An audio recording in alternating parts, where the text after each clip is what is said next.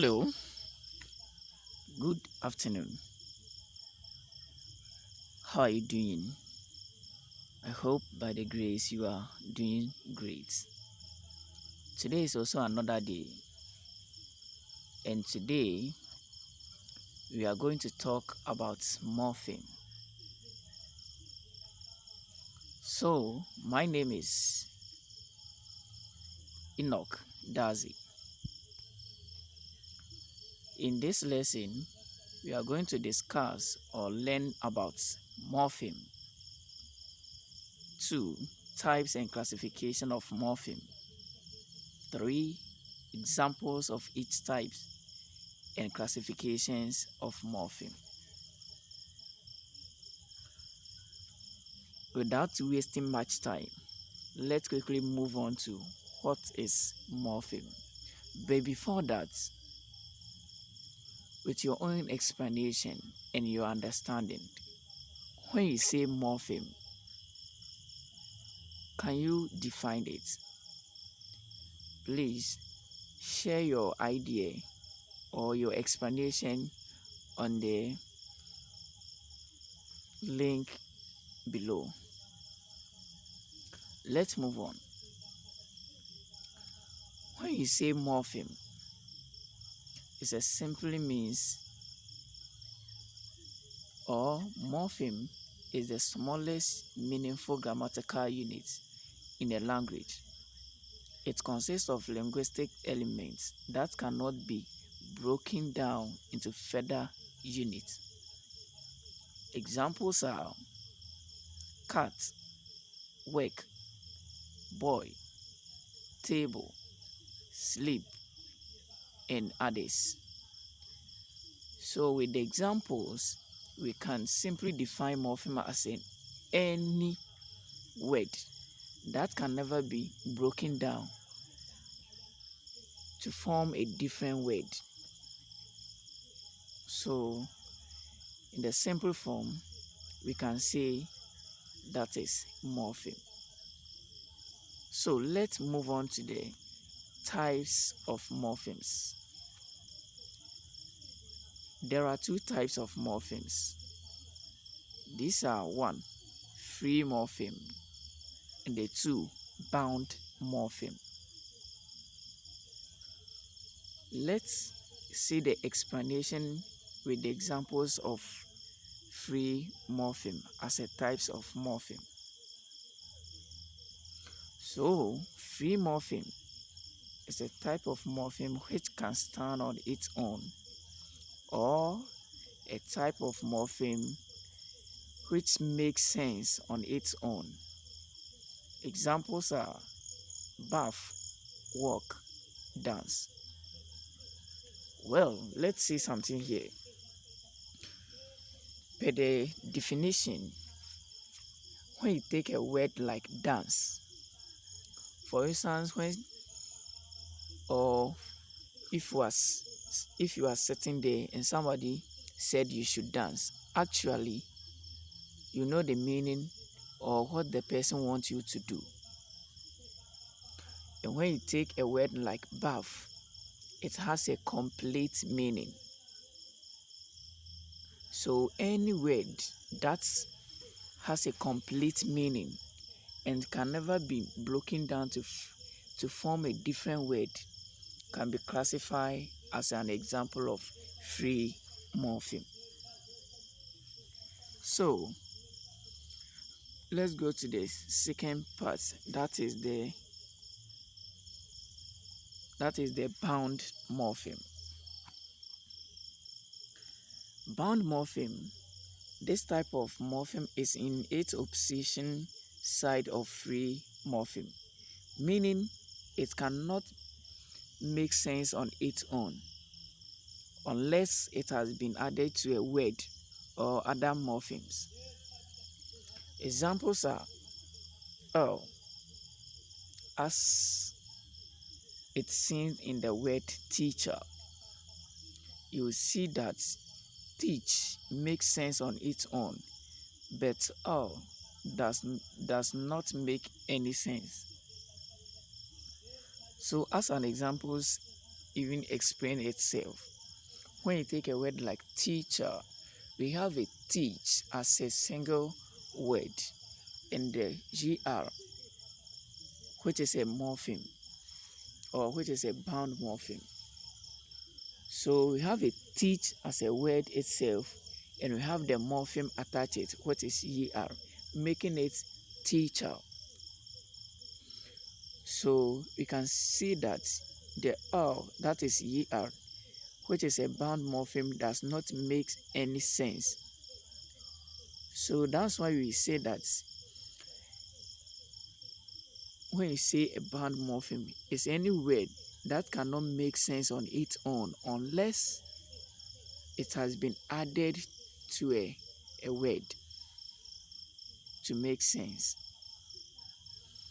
Okay, let's move on to the classifications of free morpheme.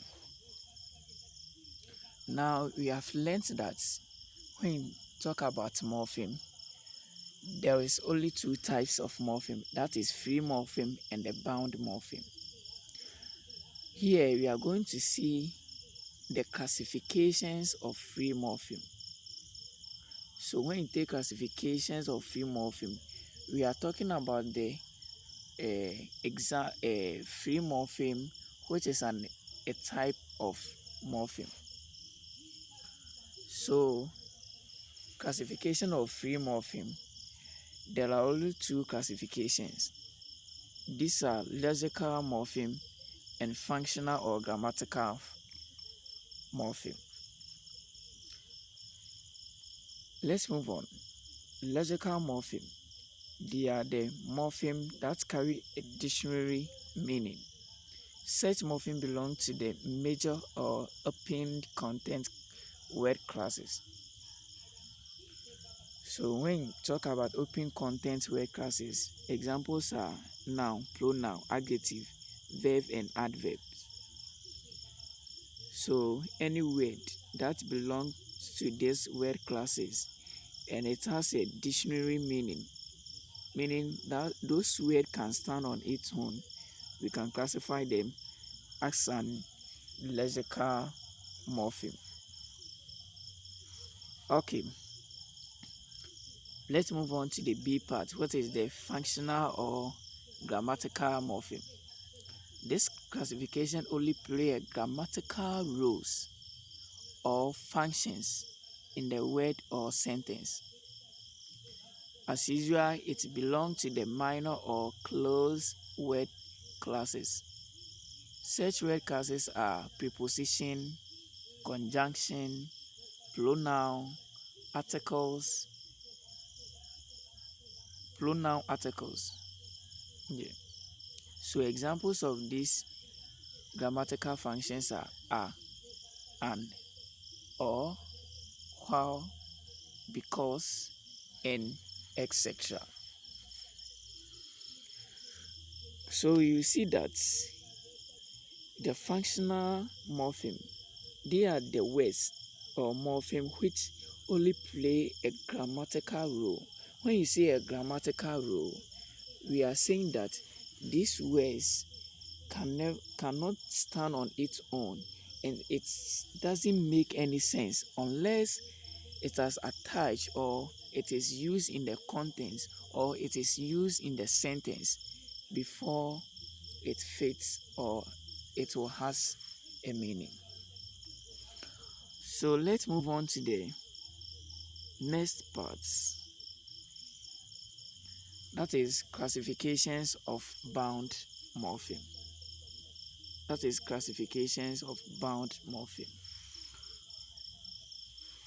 This also consists of two classifications. One, or A, fractional morpheme, and a B, derivational morpheme. Fractional morpheme is a morpheme that is added to the stem but does not change the part of the speech of a given word. So we are saying that it's a morpheme that is added to the stem word in which does not change the word classes of the word.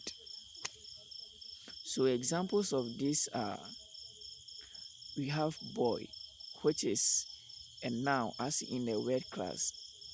So when you take word like boy and you add s, it will be boys, which is also a noun.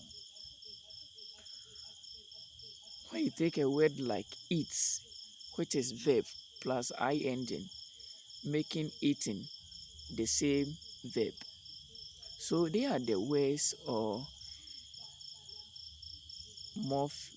words that we just added into stem word, but does not change the word classes of that particular stem word. Okay, let's go to the B part, that is the derivational morpheme. So derivational morpheme is a morpheme that is added to the base morpheme or base word to change its speech of its word classes. It may be prefix or suffix. So we are saying that this type of morpheme, when you add it to the base of a word, it changes its word classes. It changes its word classes. Examples: nation. When you say nation, in its word classes is a noun. So nation plus al, which make it national, it changed from its word class as a noun to adverb. So you will see that because of al, which we just added to the nation, which is a noun, now has been changed into adverb as a national.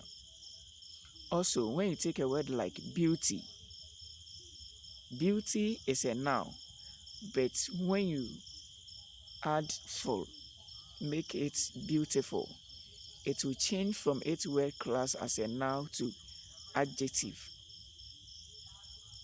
Also, when you say provide, which is verb plus ion, making provision, which now change to a noun. So that is it.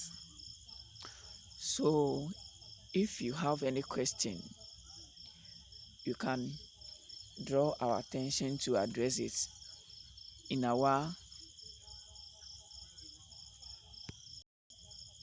section so that we can address it very well.